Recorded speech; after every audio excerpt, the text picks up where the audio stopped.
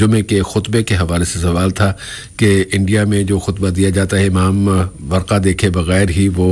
खुतबा देता है, उसे सारा खुतबा याद होता है, जबकि यहाँ उनका कहना यह था कि इमाम के हाथ में कई औराक होते हैं, वो उनको देख के खुतबा दे रहा होता है और शुरू का हिस्सा उसे याद नहीं और वर्क़े पढ़ के खुतबे, तो इसमें से कौन सा तरीका सही है? साहब, सबसे पहली बात, खुतबे का मकसद है लोगों को नसीहत, और इस जो नसीहत को हम हकीकत में प्यारे नबी सल्लल्लाहु अलैहि वसल्लम की अहादीस की रोशनी में हम खुतबे के नाम से याद करते हैं, और उस खुतबे के जो अरकान अहादीस की रोशनी में मिलते हैं कि अल्लाह ताला की तारीफ़ हो, प्यारे नबी पर दरूद पढ़ा जाए और तक़वे के बारे में लोगों को तरगीब दी जाए और कुरानी आयात पढ़ी जाएँ और प्यारे नबी की अहादीस सुनाई जाएँ, और उसके बाद जो है खुतबे की तकमील हो। तो ये जो है खुतबे के अहम अरकान हैं। अब उन अरकान की अदायगी के सिलसिले में अगर किसी को खुतबा बग़ैर कागज़ात में पढ़े के किसी को खुतबा देना आता है, चाहे वो अरबी में हो या किसी और ज़बान में, तो खुतबा मुकम्मल होगा। और अगर किसी को ज़बानी खुतबा पेश करना आता नहीं है, अगर वो शख्स किसी किताब या कागज़ में पढ़कर खुतबा देता है तो वो भी खुतबा अदा होगा। और जहाँ तक यहाँ पर जो मौसूफ़ कह रहे हैं कि कई कागज़ात वो पढ़ के सुनाते हैं, तो चूँकि हर जुमा में अलग अलग मौज़ू होता है, इसीलिए हर जुमा के लिए अलग अलग कागज़ात होते हैं, तो वो शायद बड़े हरूफ के लिए ज़्यादा कागज़ात इस्तेमाल करते हों, छोटे हरूफ तो एक कागज़ में पूरा खुतबा आ जाता है, तो हरूफ बड़े रहने के लिए कई कागज़ात वो इस्तेमाल करते हों। ये तो हो गई यहाँ के बारे में। और वहाँ के बारे में बात यह है कि लोगों ने एक अजीब रस्म का आगाज़ किया कि एक खुतबा होता है नीचे और फिर दो खुतबे होते हैं मिंबर के ऊपर। तो प्यारे नबी सल्लल्लाहु अलैहि वसल्लम ने इस तरीक़े को अपनाने से मना किया कि जुमे के खुतबे से पहले हल्क़े बनाकर बैठने से मना किया। इसीलिए उलमा की तहक़ीक़ ये है कि इस तरीक़े से तीन तीन खुतबों का कोई तरीक़ा नहीं है। जो भी खुतबा आपको देना है मिंबर के ऊपर दें, और पहले खुतबे का आगाज़ अरबी ज़बान से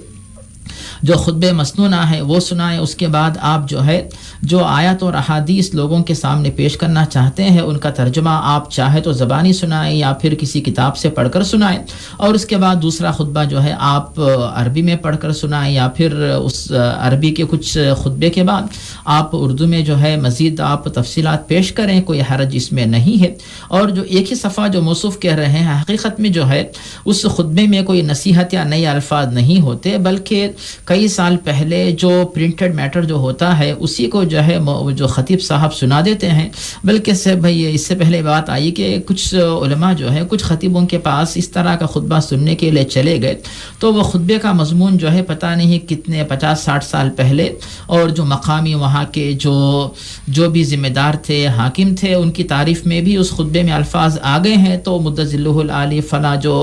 हमारे सरकार मौजूद हैं, तो अल्लाह ताला उनकी उम्र दराज करे। तो ये सब जो है ख़तीब साहब वहाँ के चूँकि अरबी ज़बान से वाकिफ़ नहीं होते, तो वो अल्फाज दोहराते हैं कि जिनकी तारीफ़ में अल्फाज कह रहे हैं कि अल्लाह ताला उनकी उम्र दराज करे, फ़ौत हो चुकी भी तो 50-60 साल हो चुके होते हैं। तो ऐसे भी जो है मजाक वहाँ पे पेश आते हैं। मतलब ये हुआ कि वहाँ पर खुतबे के सिलसिले में बेहतर तरीक़ा ये अपनाया जाए कि मेंबर के नीचे खुतबे का सिस्टम न रखा जाए, ऐसा तरीक़ा नहीं है। और जो भी खुतबा हो अरबी यानी अरबी के साथ साथ दूसरी किसी भी ज़बान में खुतबा दिया जा सकता है, जैसा कि उलमा की तहक़ीक़ है। इब्न बाज़, इब्न उसैमीन, ये उलमा इस बात के क़ाइल हैं कि मेंबर के ऊपर भी अरबी ज़बान के अलावा दीगर किसी भी ज़बान जो कि सामीन जिस ज़बान को समझते हैं उस ज़बान में खुतबा दिया जाए ताकि लोग उस खुतबे से इस्तिफ़ादा कर सकें। जज़ाकुमुल्लाह खैरन। वरना आपने जो है कि अभी वो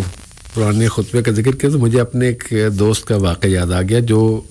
जिस ज़बान के वो बोलने वाले हैं उस ज़बान के यहाँ पर भी काफ़ी लोग मौजूद हैं। उन्होंने बताया कि हमारे यहाँ एक दफ़ा जुमे के खुतबे में एक साहब या मौलाना लिखा हुआ खुतबा पढ़ रहे थे और कहते कि इनको चूँकि अरबी आती है, तो जब उसका तर्जुमा देख रहे हैं तो वो शाबान का महीना था और जुमे और ईद का खुतबा दिया जा रहा था कि आज पूरी दुनिया में मुसलमान ईद मना रहे हैं, और आज वो शाबान के महीने में ईद मना रहे हैं, लोग सुन रहे हैं और जी वाह वाह क्या अच्छा खुतबा दे दिया। और ये जो एक तरह का एक रस्म हो गई। यहाँ इनके सवाल की रोशनी में मैं एक लफ्ज़ की बस वजाहत करना चाहूँगा भाई कि खुतबा जो है ना, खुतबा कहते हैं तकरीर को। नबी करीम सल्लल्लाहु अलैहि वसल्लम हर जुमे मुसलमानों को हिदायत से नवाजते थे کہ سب سے پہلے اللہ تعالیٰ کی حمد و ثنا بیان کی، پھر اس کے بعد نبی کریم صلی اللہ علیہ وسلم پر درود بھیجا، خود آپ صلی اللہ علیہ وسلم درود پڑھتے تھے، پھر آپ لوگوں کو جو بھی نصیحتیں کرنا ہوتی تھیں، جو بھی ہدایات دینا ہوتی تھیں قرآن و سنت کے، قرآن کے مطابق، اور وہ ہدایات دی جاتی تھی، یہ خطبہ ہوتا تھا۔ جب بر صغیر میں یا دوسرے ملکوں میں جہاں کی عربی زبان نہیں بولی جاتی، عربی زبان نہیں سمجھی جاتی، انہوں نے کہا کہ بھئی ہمیں بھی خطبہ دینا ہے، اور خطبہ تو اللہ کے رسول کی زبان میں ہی ہونا چاہیے، ہدایات دینی ہیں، جو تلقین کرنے ہیں، جو واعظ کرنا ہے، اس کے لیے انہوں نے کہا کہ نہیں، ہم اس مقام تک نہیں پہنچ سکتے کہ ہم نبی صلی اللہ علیہ وسلم کے ممبر پر، یا جس طرح وہ ممبر پر کھڑے ہو کر خطبہ دیا کرتے تھے، ہم اس پر نہیں، ہم الگ نیچے بیٹھ کے یا نیچے کھڑے ہو کے ہم تقریر کریں گے، اور وہ سب سے زیادہ ٹائم اسی میں، اس کو تقریر کہہ دیتے ہیں۔ حالانکہ جو خطبہ ہے وہ بھی تقریر ہے، یہ بھی تقریر ہے، تو اس کو یکجا کیا جانا چاہیے۔ یکجا کیا جا سکتا ہے کہ آپ حمد و ثنا بیان کریں، اس کے بعد نبی صلی اللہ علیہ وسلم پر درود بھیجیں، اور اس کے بعد اپنی زبان میں، انگریزی میں، فرانس میں، فرانسیسی زبان میں، فلپینو زبان میں، ملیالم میں، اردو میں، پنجابی میں، کسی بھی زبان میں آپ اللہ کے رسول، اللہ اور اس کے رسول کا جو پیغام بھی آپ اس خطبے میں بیان کرنا چاہتے ہیں وہ بیان کیجئے۔ اس کے بعد پھر دوبارہ حمد و ثنا اور درود اور دعا اور ختم، اور یہ خطبہ ہو جائے گا۔ اب وہاں پر چونکہ نہیں ہوتا، ہم یہاں بیٹھ کے تو نہیں کہتے کہ ہماری بات وہاں مانی جائے گی، اور وہ کہہ دیں گے کہ جی چونکہ انہوں نے کہہ دیا تو اس لیے اب آئندہ سے ہم اردو میں خطبہ، ٹھیک ہے وہ جس طرح بھی کر رہے ہوں، لیکن اس کو جو سمجھنے کے لیے ہم یہ بات ہمیں پیش نظر رکھنی چاہیے کہ خطبہ ہوتا کیا چیز ہے، وہ آپ کو بتا دیا گیا ہے۔ اس کے بعد انشاءاللہ آپ کے لیے الجھن نہیں رہے گی، چاہے وہ لکھا ہوا خطبہ ہو، خود لکھ کے لے آئے، کئی افراد ہیں ان کے حافظہ کمزور ہوتا ہے، آیتیں یاد نہیں رہتی تو وہ پوائنٹ لکھ کے لے آتے ہیں، کچھ لوگ پوری کی پوری تقریر لکھ کے لے آتے ہیں، وہ وہاں آ کے پڑھ دیتے ہیں، اور کچھ لوگ جو ہیں وہ ایک لفظ بھی لکھ کے نہیں لاتے، ان کو پورا جو کچھ انہیں کہنا ہوتا ہے وہ ایک گھنٹہ، ماشاءاللہ ہمارے ڈاکٹر یوسف قذافی صاحب 1.25 گھنٹے کا خطبہ دیتے ہیں، اور ایک لفظ بھی ان کے پاس لکھا ہوا نہیں ہوتا، سارا کچھ ان کے ذہن میں تازہ ہوتا ہے، ایسا ترتیب بنی ہوتی ہے کہ وہ ماشاءاللہ کسی جگہ بھی نہ تکرار ہوتی ہے، نہ کوئی بھول رہی ہوتی کوئی بات، تو ہر فرد اپنی صلاحیت کے اعتبار سے وہ لکھتا بھی ہے یا نہیں بھی لکھتا ہے، اس لیے اس پر پریشان نہیں ہونا چاہیے۔